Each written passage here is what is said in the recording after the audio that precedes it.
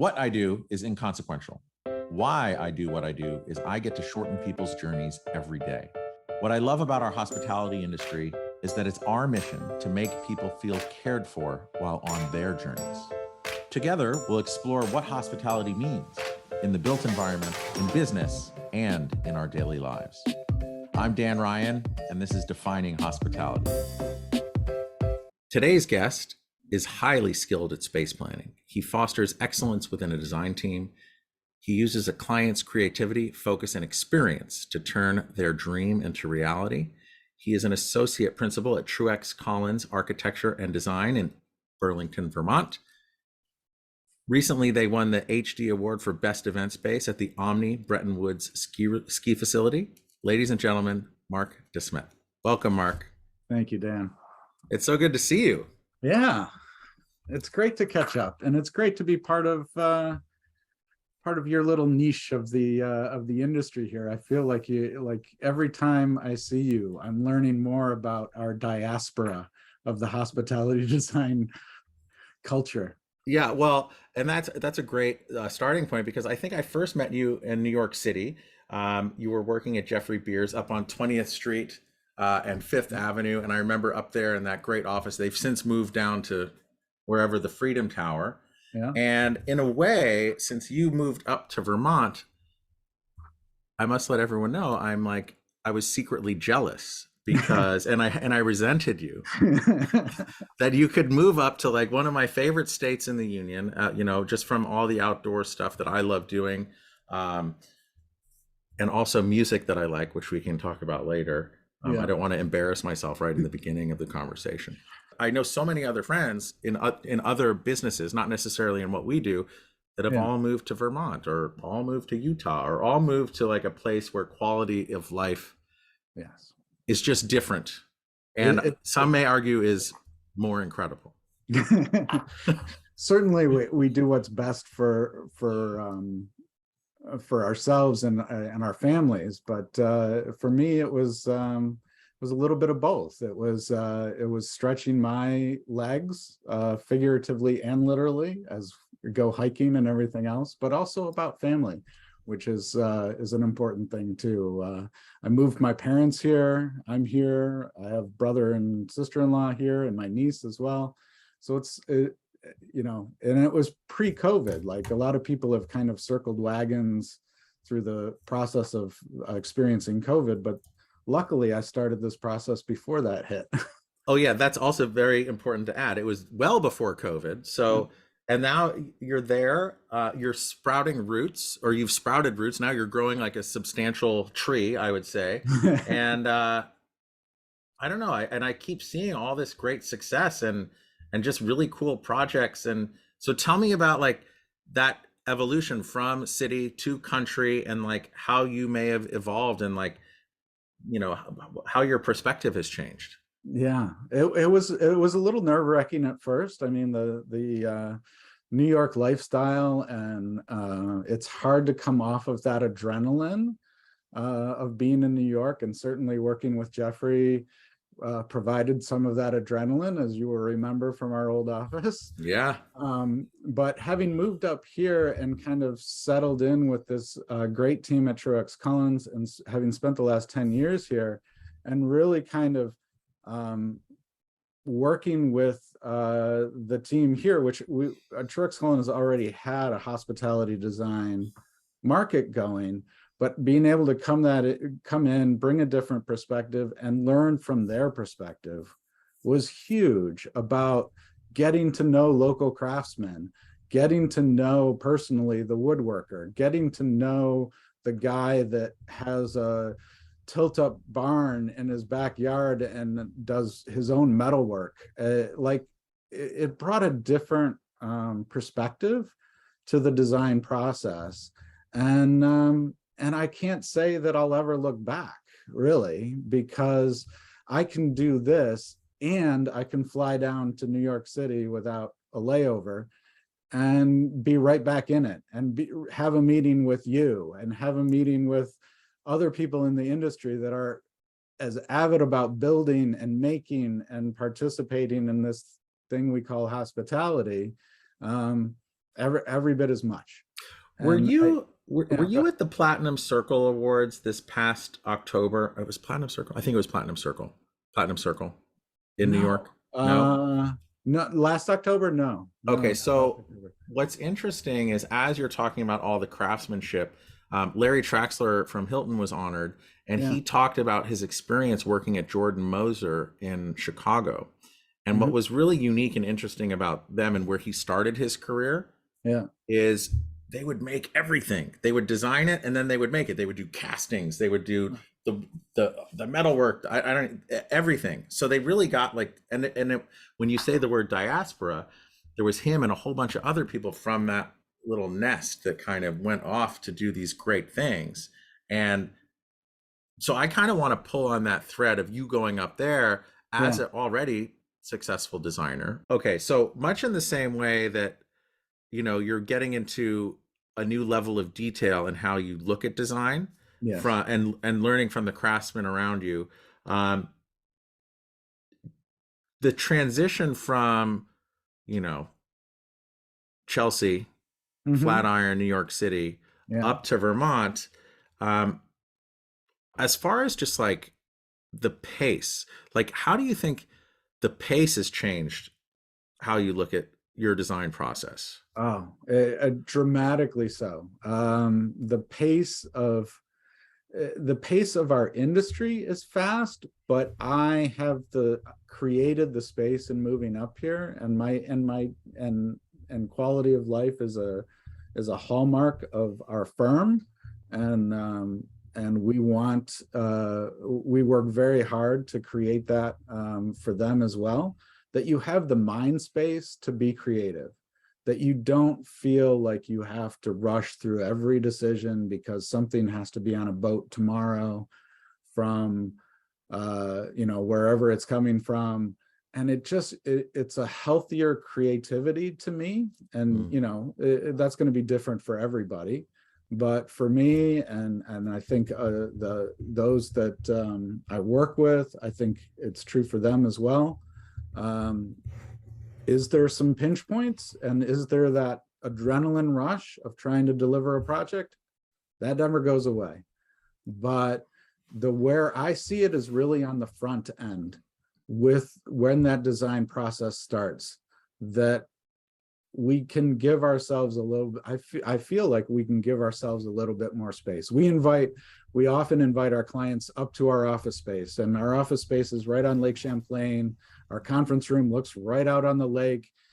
It's about that sense of place, and then they can maybe relax a little bit too, and we can have a real honest conversation about what their goals are, how the design's taking shape. It doesn't feel as rushed as, oh, I've got to be downstairs, my Uber's almost here. Yeah, and you don't have that weird New York City police siren, burp, burp, or whatever it is that like I still don't understand how they figured out that sound, but Yeah. it's like I appreciate that. And I think what's resonating me the most in how you said that was this idea of healthier creativity. Yeah. Right. So okay, so now we've talked about designing and details changing from a shifting to more of a craftsman type idea. There's this healthier creativity where you have more space. I just get the sense that you're breathing deeper and able to be a more centered creative being. Yeah. And then as you look at for the accolades that you won that I mentioned in the beginning and the projects that you're winning, like within hospitality, how is that changing how you address what hospitality means? Well, a lot of times we think of hospitality as you look it up in the dictionary, hospitality is a noun, it's a thing. It's that gift package on the credenza when you get to your room. It's the matchbooks on the host stand, which there's never any more of. But we think of hospitality as things. I don't think, and I don't think of it as a thing anymore. I think of it, it's not a noun. Hospitality is a verb. It's an action of greeting. It's an action of welcoming.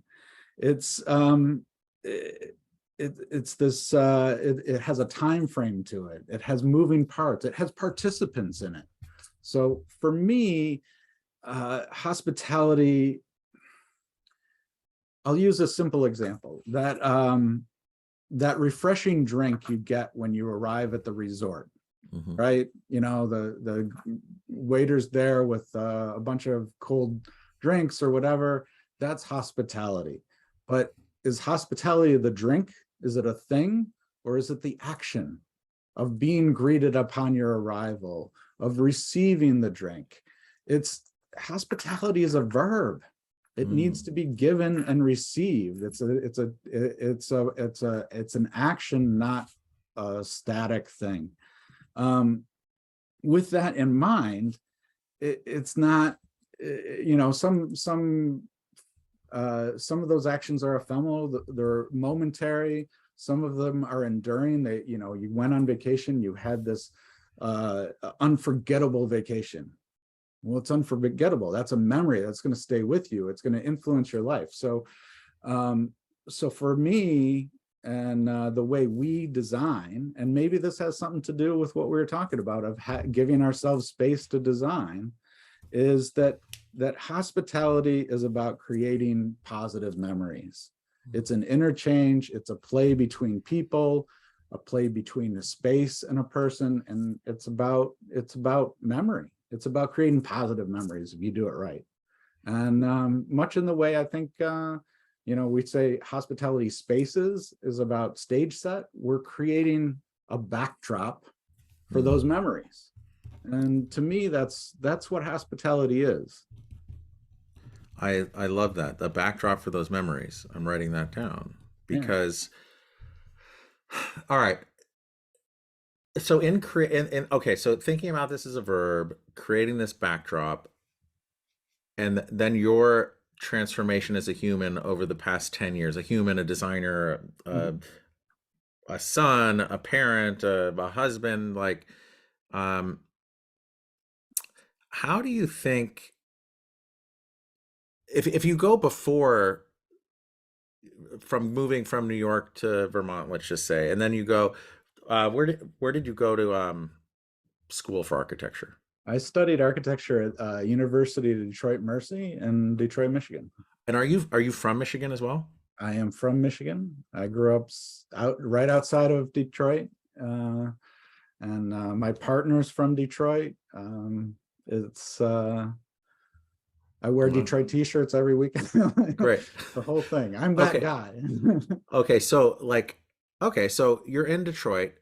You're thinking about, okay, how do I start these steps onto my career path? So much as the same way that you enjoy that transition to Vermont and the country and that kind of healthier creativity, what drove you to New York City? What drove you to the Crucible?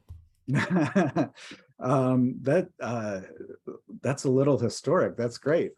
Well, right out of school, my first project, like it's all been reductive, and give me a moment to explain, but it's all kind of condensed that right out of school, my first project out of school was working on Ford Field for a firm called Rossetti Associates, and we were designing a sports stadium. I mean, it doesn't get any bigger in terms of hospitality than that. How are you hospitable to a 70,000 seat arena, you know? And it started there. And then from there, I went to work for a little firm that was doing shopping malls, like, you know, 1 million square feet or more. And they also had a little group in the back that did restaurants. And I was like, oh, what are those guys doing in the back? Okay, I'll start doing restaurants. Well, it just so happens that a guy that used to work for them worked in New York City. And I'm like, oh, maybe I could go work in New York City and see even more of this restaurant design stuff, because this was so interesting. It didn't hurt that I had a girlfriend that moved to New York, and, you know, typical New York story that you chase the girl to New York, but it doesn't work out and you stay anyway. Then New York's got its hooks in you. So then New York has its hooks in you. And at that point, I was working for Rockwell Group under the tutelage of David Mexico. And he was from Detroit as well, to kind of close that loop. And so he got his hooks in me. New York got its hooks in me, and then from there it was on with Jeffrey Beers, one of my mentors, and then it just started to balloon from there. And but the desire was always to find the joy in the details. Architects will always quote, God is in the details. Well, for me, it was like trying to finesse those details and make those things you touch, what the design is about. So on the detail thing, God is in the, was that Mies van der Rohe or was that Louis Kahn? I've heard it credited to Mies. Okay.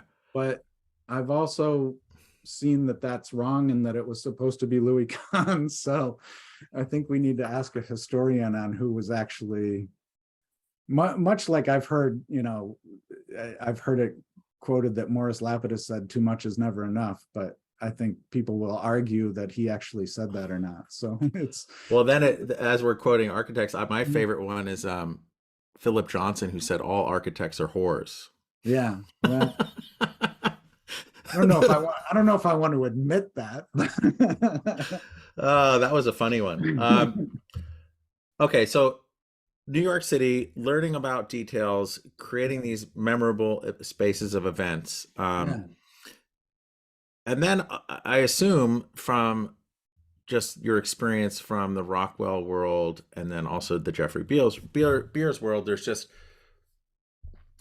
those spaces are just so incredible and memorable, and like there's a lot of light and music and a thing, right? It's like you're creating I don't know, how would you describe the types of projects and the things that you were working on? And then again, there, which now as you're in this kind of healthier creative space, like how do you contrast those? And like, what did you learn? What was the most impactful thing you learned from working at Rockwell and Jeffrey Beers? And then you have this space, and now you're taking, I don't know, we all stand on the shoulders of those before us, and I believe, and like, what were the biggest learnings from those two firms as you made your way up north?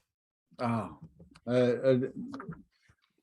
I think everything you touched on is relevant. The music, the light, certainly learning about light has carried through this whole thing, and all those things. But I think David and Jeffrey would both agree that there's a certain amount of spectacle that went into this, that went into hospitality design, and has transitioned and evolved and changed. And for me in particular, I got out of New York so that I could focus on slowing it down and getting much more contemplative about it, where yes, we still need sparkle. Yes, we still need music. Yes, we still need all these things, but let's not throw everything at the wall. Let's be better editors. And that's kind of where I think this space to design helps with that process. We can be better editors. We can say, what is it that makes this space so specific to this location, to this guest profile, to this, and we can really analyze it, and we don't have to make any assumptions, and we don't have to say, well, they'll love it because I love it, in a Steve Jobs sort of way. But it's getting down to that nitty gritty and really being able to think of it that way. And it's a different guest profile. It's not about, for us and what we do up here, it's not these, 250 room, 500 room hotels anymore. We do 50 room hotels. We do 100 room hotels. I think our biggest hotel was 200 rooms, and that was at the Cliff House in Aguncoit, Maine. And and that's the biggest, Yeah. and still very boutique in that property, but we're narrowing it down even more. Like we're working with clients that really want to give a very specific experience, and it tends to be very location specific, service level specific. One of our wonderful clients is the Twin Farms property up here in southern Vermont, and they've got 20 rooms right now. I mean, they're really amazing, and Yeah, I really love what they've done. And yeah, that's a fantastic project. yeah. And I think having the space to design, as we were talking about earlier, Mm. having that headspace is what makes that kind of property possible. You can't rush that kind of thing. Which isn't to say that you can't do that with 100 rooms. I think you can. It's scalable, but there's a threshold. There's a point where the guest becomes commodity and not guest anymore. Mm-hmm. And that's not really our thing. And I think that there's a danger in the industry to lose sight of that, of the giving the guest that personal experience. We're talking about what defines hospitality. I think it has to be a personalized experience, and you have to make those personal memories and those personal connections. What better what better payback from the guest to the hotelier is to have the guest go away with a memory that he tells 20 of his friends about, and then 20 of them want to go experience that thing too, or they want to take their kids there every year because it was an incredible thing, and it becomes a family tradition. I can't think of a better credit to our design process than if we can create a space that has a legacy. I love the idea of payback, because or payback specifically of creating a memory, because I think in everything that all of us do, and there's a certain, and obviously this goes through hospitality, but it's really in every kind of vocation. I think we should all strive and aspire to create a legion of raving fans, right? Because if we've done our best work, they're going to go tell their friends, and those friends are going to tell their friends, and it becomes this self-fulfilling kind of flywheel of success. Yeah. So specifically on that front, like the memory, I just love that, the memory payback with memory. Yeah. Payback with creation of memories. Like, what's a project in your 10 years since you've been with TruexCullins? What's a project or a part of a project that you think really encapsulates that, where you've created those raving fans, or the best feedback you've gotten? Like, can you share any of that with us? I mean, there's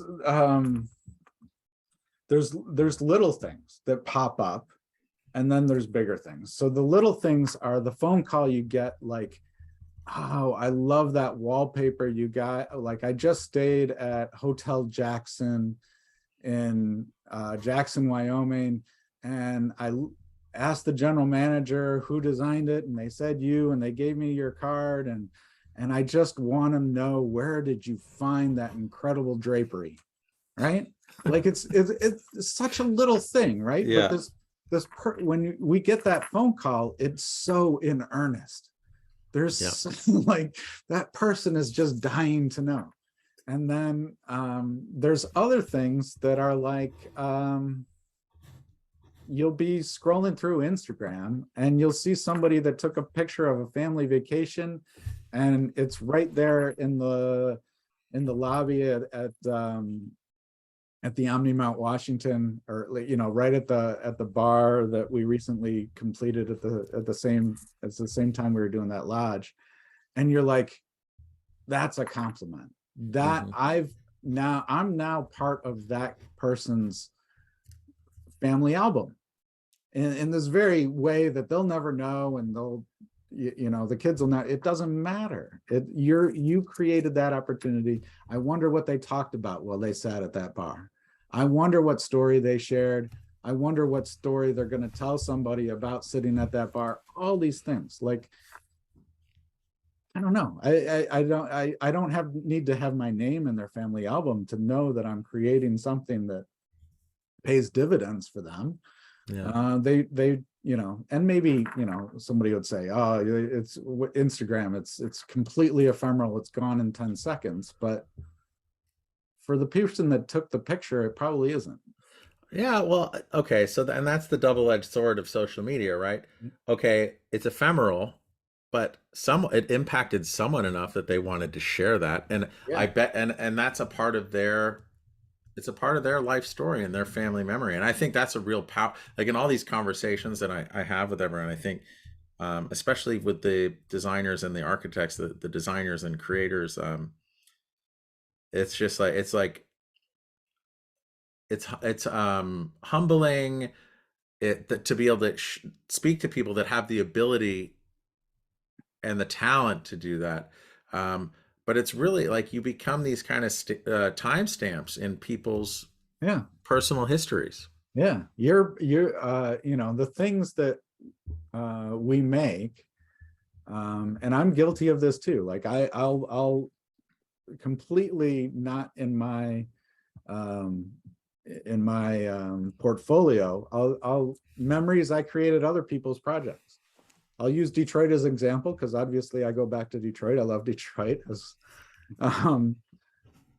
stayed at the Foundation Hotel, and I love that hotel.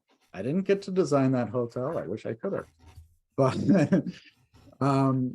but you know, amazing experience there. And I've had 3 meals in there at the at the bar and at the restaurant, and I've stayed the night there and the whole deal. And it is a picture in my head. I picture my friends sitting at that bar with me when I went home to visit my high school friends that I hadn't seen in 10 years, and we got together there, and that bar becomes a picture in my head. It is the stage set of my reunion with them. Yeah. What I aspire to that every day when I pick up a pencil and draw. I want to create something that does that. That is a great property. I actually had the pleasure of working on that one and providing the furniture there with Simone Deerie. And Yeah. I remember I did these tables. It was the first tables I ever sourced from Mexico. And they were just kind of like these long, like tree trunks that were just sliced into big chunks, a waterfall edge. And so many people take pictures of those. And it's in such a great space. And Yeah. it's just it's really, really cool to see. That's a really awesome property.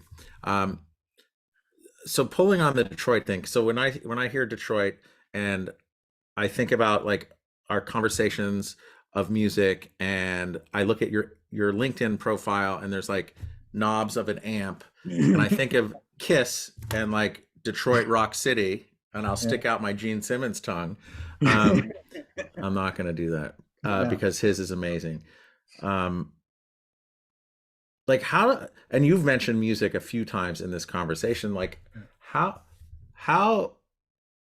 why are there knobs of a amp on your LinkedIn profile? You're a designer, you're an architect. Like, why do you have amp knobs on your LinkedIn profile? Because for me, it's probably it's symbolic in a couple of ways. For one, I want to, if a potential client or a potential collaborator or whoever it is looks at my profile and they see that little graphic and music means something to them, great, mention it. Let's have that conversation. Let's start that as our common language. Also, it's a little bit symbolic in the idea that, oh, let's turn up the volume a little bit. Let's take things a little bit further than we thought we were going to. 211. Yeah, exactly. Okay, I love that. Have I ever told you my Gene Simmons story? No, tell me your Gene Simmons story. Oh my God. Okay, so I don't know if. Okay, so I was on an airplane from LA to Vegas. It was when I was living in LA, and I had like, I was really hungry and I stopped and I got like a 20-piece chicken McNugget. I'm sorry, everyone. I like chicken McNuggets. Um, and I was sitting, I got upgraded, thank goodness. So I was sitting in first class on an aisle and Gene Simmons was sitting right next to me. And he's like, "Hey, those smell great. Can I have one?" I was like, "Sure." So we shared chicken McNuggets. I don't Yeah. remember why I was going to Vegas, but literally 2 weeks later, I was still living in Los Angeles at the time, and my wife and I were visiting New York. It was before we lived there, so it must have been like 2003, four, and we were staying at the Riga Royal, which I think is now the London. I Mm. actually don't know what it is now, but it's on 54th there. And we were out with friends. It was like 3 in the morning. We are waiting in the elevator lobby Yeah. to go up. And in walks Gene Simmons with two like beautiful blonde women, one in each arm. And I was like, "Gene, how are you?" And he's like, "Hey," like thinking I was just like a Yeah. fan, which I am. But then I was like, "No, it's me, Dan. We shared chicken McNuggets the other day." He's like, "Oh my God, how are you?" And then he walks past us and I was like, I'm great. Yeah. How are you? And as he walks into the elevator with these two women, the doors start closing. He's like, "Another day above ground." And then the doors close and he goes up to his room. Wow. Oh that my that God. was uh that And was a that, great Gene Simmons story. yeah, Chicken McNuggets chicken McNuggets and another day above ground. and another day above ground. Um okay, so then another thing, I want to pull on that music thing some more. Yeah. As you know, I've talked to you a lot. Yeah. And actually, last night I was just rewatching the July 16th Bangor, Maine show by Phish. And Yeah. Phish from I know. Burlington, my I favorite know band some ever. people. I know some people that were at that show. Oh my God, they did a 30-minute Down with Disease. It was freaking crazy. I tried to watch it with my kids this morning. They didn't want anything to do with it, but it was 30 minutes and it was amazing. And they live in Burlington, or maybe they have houses. Some live, but I feel like you may have switched places with Trey because he spends most of his time in the Upper West Side, and Probably. now you're up there in Burlington. Like, have you experienced them? Like, are they around town? Like, what's that all about? I mean, this is my fanboy asking the questions. To satisfy your fanboy, Dan, they are around town. You don't see them very often, Hmm. but they're here, and locals don't really call them out on it. You know, that the nod or whatever, but they're around. We did. We helped. We helped Mike Gordon with some furniture selections once, but I won't go too much into that because then you'll start asking me questions I can't answer, like I will not ask you any where questions you can't answer. where did you deliver them to? And Oh, I won't. I don't. I hope I don't need to know any of that. I just need to know that they have a presence near you, and in some way you're feeding off them because I feed off them all the time. yeah, no, I think it's and you know, to some people it's um Phish is a religion. To others of us it's a mood. Yeah. I think I fall into the, I'm not as deep into the Phish as you are, but certainly whenever I go by Nectar's, which they is where they got their start, Nectar's is still there and running. And I pointed out to my friends who are visiting Burlington, I say, yeah, that's Nectar's. That's where Phish got started. But I think for a lot of us, I mean, we've got music is part of our culture up here. Music, beer, and syrup. Yeah, yeah, and many people would add skiing or boarding to that as well. True. I Well, I gave up the skiing. My back can't quite handle it mhm. anymore, but music is definitely part of it. And whether it's Phish, whether it's trying to think of a name that will pop for you. No, of course it doesn't come to mind. Oh, don't worry about Yeah, it. I, I just, I, again, from the times that I've been in Burlington and like looking out over uh, Lake Champlain, and I just feel like there's all, especially in the well, in the winter, like around I'm there at ski, I'm not really hanging out, but in the times in the summer when I've been there, I don't know, I just get this super positive vibe, and there's usually just a lot of smiles, a Mhm. lot of music, and a lot of beer, and Yeah. it's just like this cool thing going on. I love Yeah. it. Yeah. And I think I think that the quality of life thing is huge. And I think we pay benefits um as a business that way, Hmm. because we think a little bit differently than we would if we were living in the city, and we can provide a difference that way. And it certainly makes it a lot easier for me to be able to do what I love doing while being in a place that facilitates that. And Well, I it's can tell you, I took a half-ass step from New York, so now I'm in Connecticut. So yeah, I'm in New England now. I'm in yeah. New England. We're gonna get you on.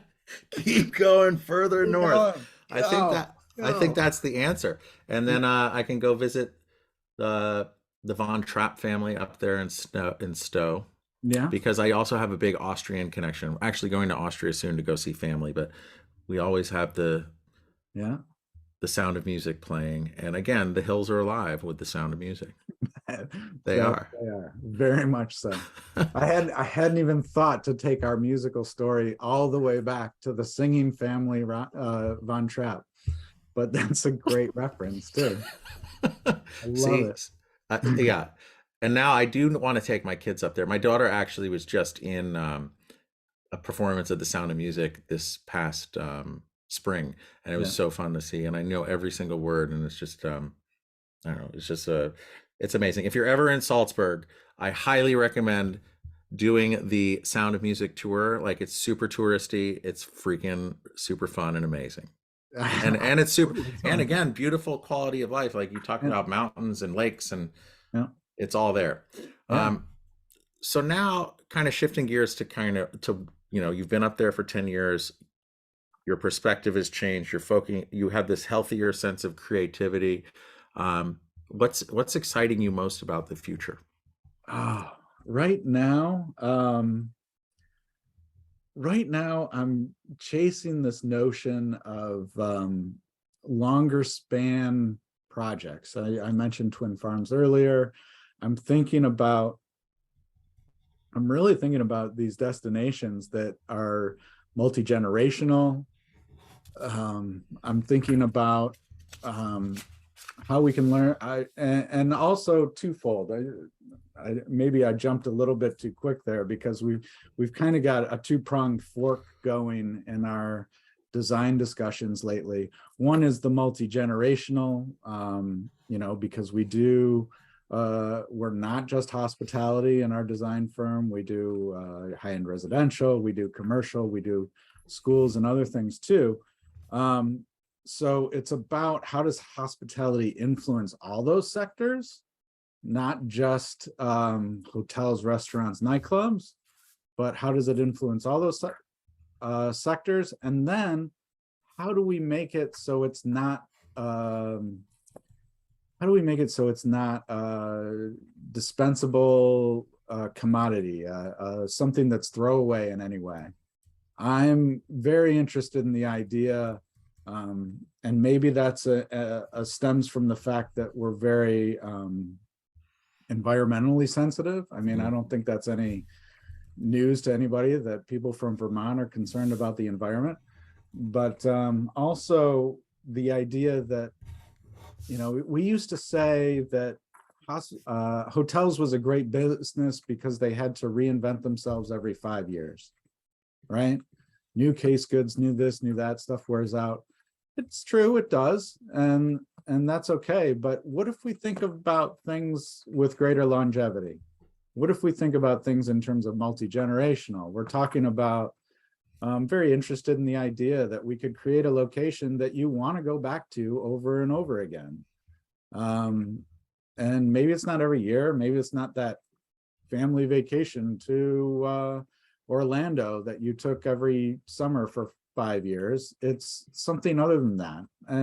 I think it's still being explored though. I guess I don't have a defined answer for you, Dan, but I think those are the things that are running through my head about where hospitality is going. I see it stretching out into other sectors, but at its core, I see it solidifying, becoming more enduring. I love it. And I agree. And selfishly, I wish that the furniture would get changed out every 5 years, but it doesn't. Now it's more like 20 years. Yeah. I will say that one of the things that I do love about furniture from like a footprint perspective Yeah. is well designed and well built furniture used in a hotel. Yeah. You really never have to throw it away because it can then go and be liquidated. It can wind up in another off-market hotel motel.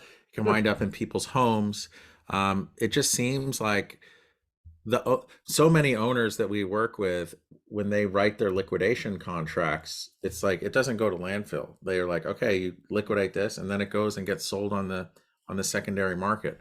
Yeah. And not everyone does it, but many do, and I think more need to, especially as we start looking at that cradle to cradle life cycle and footprint. And going on to New England, New England does. We just had the Hotel Marcel open a couple weeks ago. It's the first net zero hotel in the US. So like people are starting to think about it, like how, and I think people have always thought about it. It just kind of went away. Yeah. And now I think it's because investors and lenders, it's important to them now.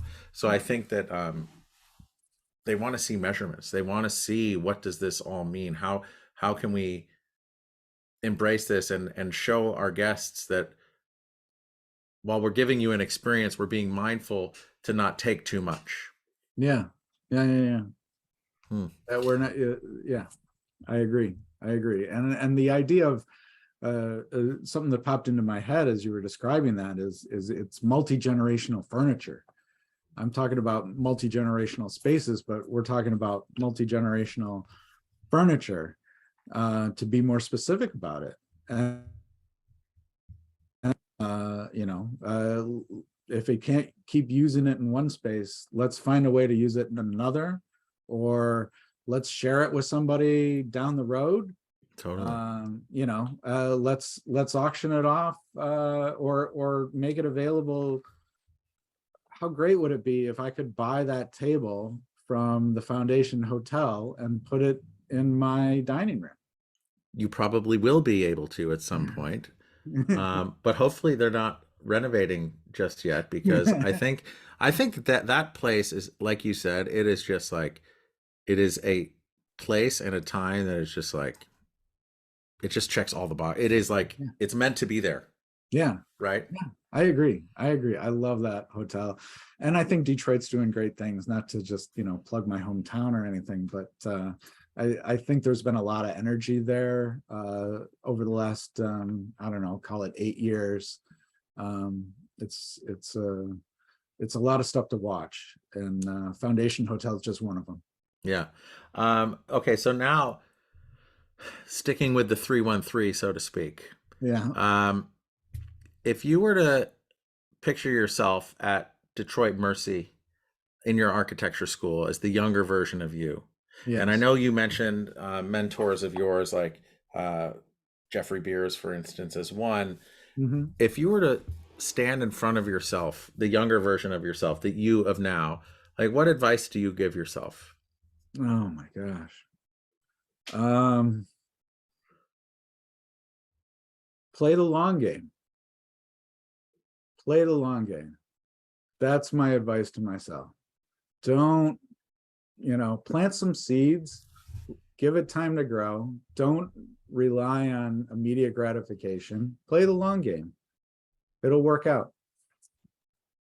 Love that. Play the long game.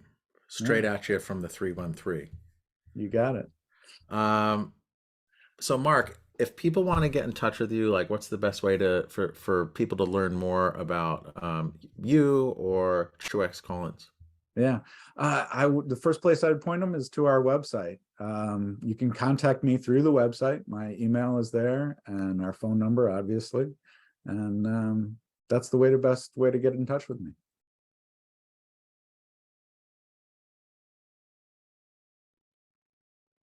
I just want to say thank you so much for your time. I mean, this has been great, and I didn't know that my Gene Simmons story would come out, so that was like very exciting for me. Yeah. So for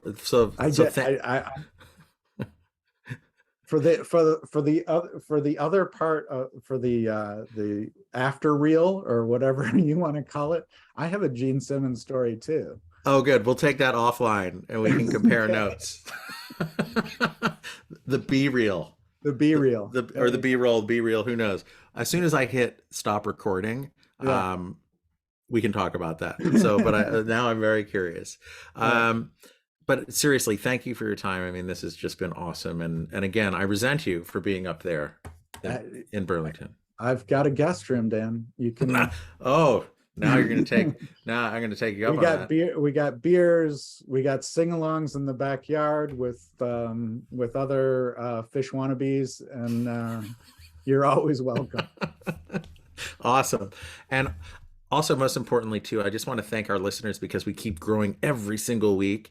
And I appreciate that. We all appreciate that because I think we all care about how we make others feel. And if this episode has made you change the way that you think about how you make others feel and what hospitality means and how to be in a space of healthier creativity, like Marc, please pass it on because it's all word of mouth and we appreciate you and thank you. Yeah, thank you.